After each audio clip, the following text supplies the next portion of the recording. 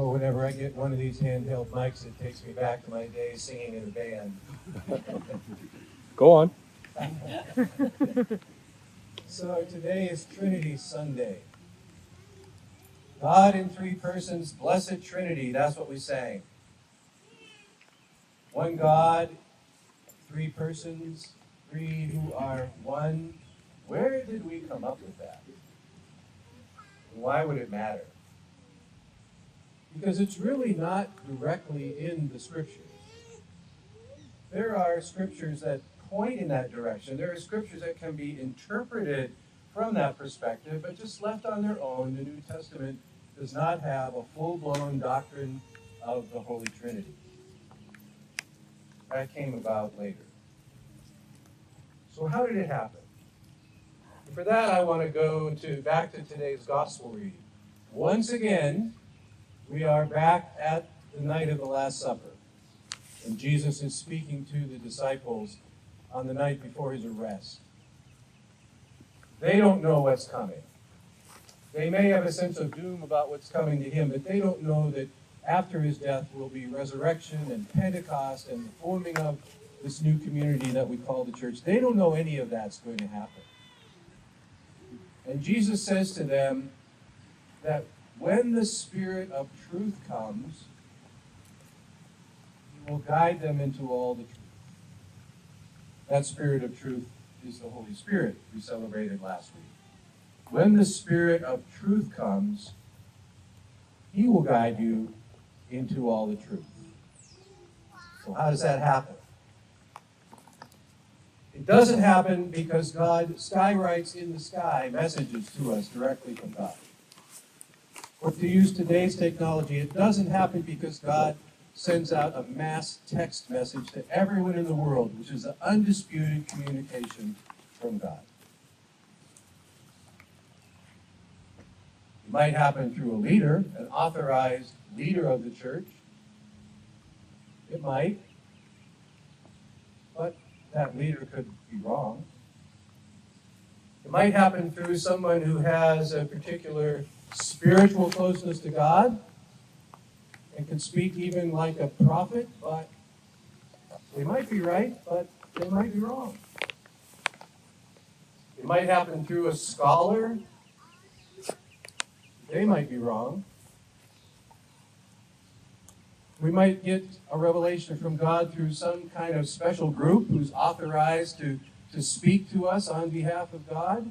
And they might be right, but they might be wrong. And here's the one that's really hard for Americans and Episcopalians. It might speak through the majority vote of a convention, but you know what? Sometimes the majority's wrong.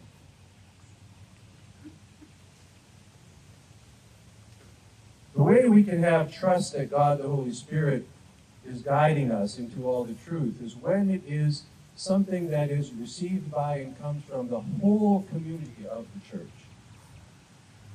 Not just the leaders, not just those who have some special knowledge, not just some committee, and not even the vote of a convention, but the whole community.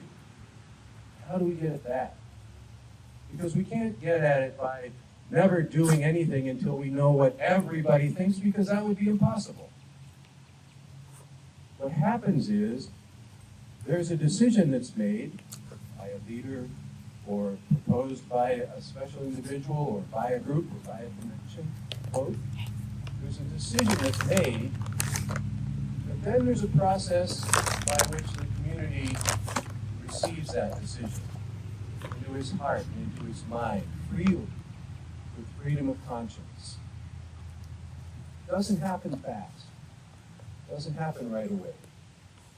It doesn't happen by yet another vote, as if our General Convention voted for something on Wednesday and on Sunday we all voted in a referendum whether we agreed or not. That's too soon. It doesn't work that way. It comes about through times of prayer and struggle and conversations and life experience until finally something is just settled or settled enough that we can trust and move on. Let me give a couple examples. In 1968, Pope Paul VI issued an encyclical called Humanae Vitae. And in Humanae Vitae, he said that according to the teaching of the Roman Catholic Church, any form of what we generally call artificial contraception is wrong. Now, all these years later, if we could check out the honest thinking and practice of Roman Catholic Church people, it doesn't look like they've received that teaching. At least not a lot of people have not. They just haven't. Officially and formally offered as a teaching, but to a great extent not received. Now, maybe in 200 years, history will look back and say, Pope Paul was the one that was right. And history proved him to be right. But right now, it doesn't look like it. Let me bring one closer to home, to our own tradition. 1976, the Episcopal Church voted narrowly in convention, a close vote, that women could be ordained as bishops, priests, and deacons. Not everybody accepted that at the time. Some of us will remember that. There was a real struggle about that. But now, all of these decades later, it seems to have settled into just something that is pretty much widely accepted throughout the Episcopal Church. Some parts of the Anglican Communion, not so, but it's not a divisive issue anymore within our church or in the wider Anglican community. Now, it didn't happen because we did a referendum in our congregations the Sunday after the vote at General Convention. It happened over a process of reception, of prayer, of conversations, of life experience, and a lot of things that happened like this, and it may have happened to one of you. Someone said to a woman priest, I don't believe in women priests, but I like you. And that happened a lot. And hearts and minds change. And so now we've come to a place that we pretty much see this as an unremarkable part of our life in the Episcopal Church and most all of the Anglican community. And that's the way that it happens. So, 1,700 years ago, the year 325, right at this time of year, the church was still relatively new. It was still kind of finding its feet and knowing how it would be structured and what its beliefs would be. And it had just become the official religion of the Roman Empire, which nobody ever dreamed was going to happen. And there was controversy. There were a lot of things that were unsettled, but there was particular controversy about Jesus. How do we understand Jesus? Is he God or is he a human being? Is he a human being who was very close to God, exceptionally close to God, or was he God who only appeared to be a human being? Or was he some mixture of both, divine and human? I never forget one well-meaning person came into our office at the cathedral one day and said, well, Jesus was half God and half human. Whatever that was.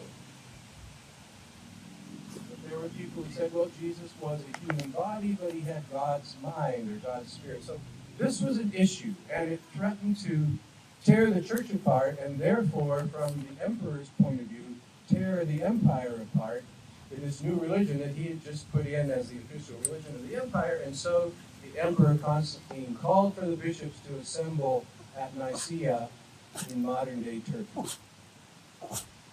And they hashed this out. And they issued a statement at the end, which is most of the first part of what we still call the Nicene Creed. There's a little bit that was added on at a later council, a few decades later, to make the whole creed that we have. And it would be just burdensome if we called it the Niceno-Constantinopolitan Creed all the time, so we just call it the Nicene Creed, grounded in the Council of Nicaea. And their resolution was, in a language that will be familiar to all of us, that Jesus is of one being with God, and therefore is God, but that Jesus also was incarnate of the Virgin Mary and became fully human.